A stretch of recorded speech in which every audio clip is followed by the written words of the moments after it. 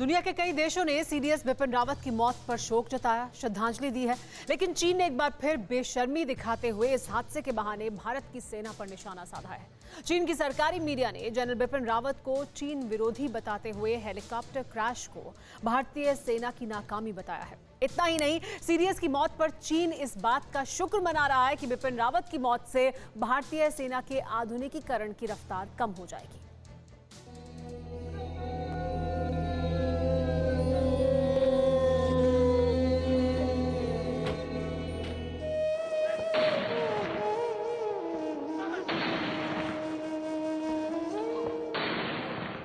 We on our side are also carrying out similar activity, and I wish to assure you that we are fully prepared for any eventuality.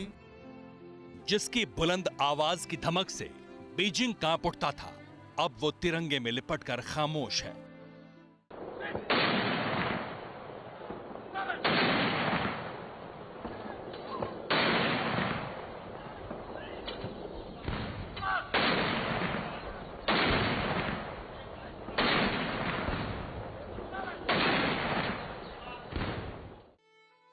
Hindustan के प्रधान सेनापति के साथ दर्दनाक हादसा और दुर्भाग्यपूर्ण मौत पर पूरी दुनिया ने शोक प्रकट किया, संवेदनाएं जताईं। भारत के पड़ोसी देशों ने श्रद्धांजलि दी।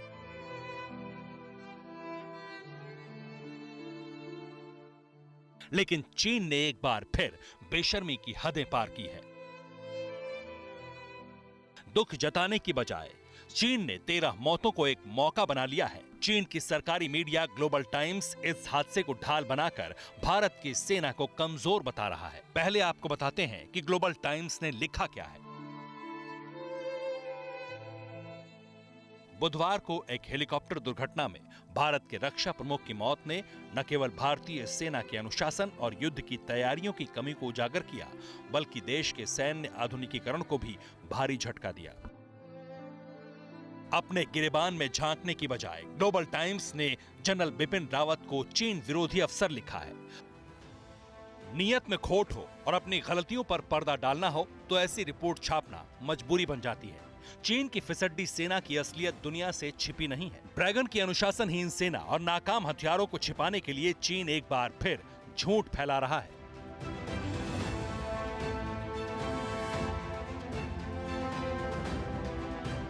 भारतीय वायुसेना हादसे की जांच कर रही है।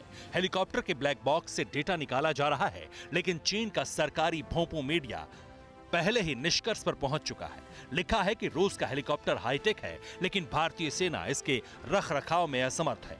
ग्लोबल टाइम्स ने यह भी लिखा कि भारत में हेलीकॉप्टर को लॉजिस्टिक सपोर्ट और मेंटेनेंस नहीं मिल रहा। भारतीय सेना अक्सर बहुत जरूरी नियमों का पालन नहीं करती। हेलीकॉप्टर हादसे की असली वजह मानवीय भूल होना है। अंतर्राष्ट्रीय नियमों और कानूनों को तोड़ने वाला देश चीन अगर भारत के बारे में ऐसी बातें लिखता है तो इससे ज्यादा हास्यास्पद और कुछ नहीं। लेकिन चीन अपना एजेंडा सेट करने का कोई मौका नहीं छोड़ता। भारत की सेना को कमतर दिखाने की कोशिश में चीन शायद ये भूल गया कि लद्दाख में उसके सैनिक और कमांडर ठंड नहीं झेल पा रहे। एलएसी पर चीन ने करीब 50,000 सैनिकों की तैनाती की है। ठंड और ऑक्सीजन की कमी के चलते सैनिकों की मौत हो रही है। पिछले दिनों पश्चिमी थिएटर कमांड के कमांडर झांग जुडोंग की मौत हो गई। पूर्वी लद्दाख में भारतीय जमीन पर कब्जे की हसरत इतनी भारी पड़ने वाली है, ये जिनपिंग ने कभी सपने में भी नहीं सोचा था। चीन के राष्ट्रपति शी जिनपिंग का ये सपना बहुत भारी पड़ रहा है। सेना के अफसर अब लद्दाख की वजह से नौकरी तक छोड़ रहे हैं। जब 9 महीने में 3 बार चीन ने अपने वेस्टर्न थिएटर कमांड के कमांडर को बदला, तब लग रहा था कि चीन की सरकार एलएसी को लेकर बहुत गंभीर है। लेकिन अब खुलासा हुआ है कि असल में जिनपिंग की सनक के नाम पर कमांडर कुर्बान होने को तैयार नहीं है। अपने सैनिकों की अनुशासनहीनता से परेशान चीन अब यही दाग भारत पर थोपने की कोशिश कर रहा है और ग्लोबल टाइम्स के जरिए यह एजेंडा चला रहा है कि भारतीय सैनिकों की गलती और लापरवाही की वजह से हेलीकॉप्टर क्रैश हुआ। लेकिन सच यह है कि अभी इस मामले की जांच चल रही है और चीन जो भी कह रहा है उसका कोई आधार और औचित्य नहीं है। कोरोना काल में भारत में हो रही मौतों पर भी चीन का ऐसा ही रवैया था। चीन भारत में जलती चिताओं का मजाक उड़ा रहा था। ड्रैगन की इस संवेदनहीनता की पूरी दुनिया ने निंदा की थी और एक बार फिर चीन की वैसी ही फजीहत तय है। Bureau report, TV9 Bharatvarsh. परवाह देश की, सोमवार से शुक्रवार रात 10 बजे TV9 भारतवर्ष पर।